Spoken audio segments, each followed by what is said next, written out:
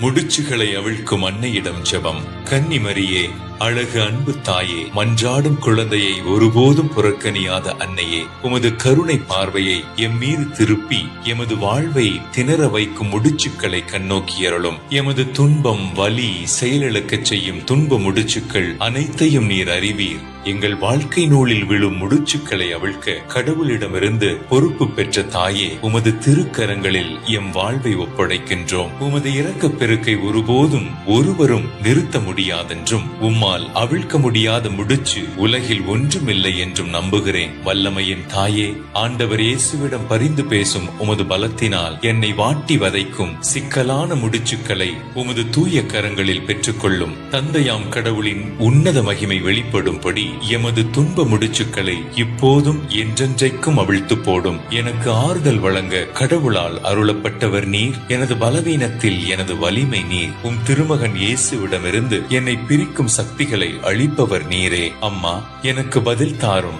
பாதுகாத்தருளும், வழி நடத்தும், காப்பாற்றும். ஏனெனில் நீரே என் உறுதியான அடைக்கலம். உம்மீது என் நம்பிக்கையை வைக்கிறேன். ஆமேன்.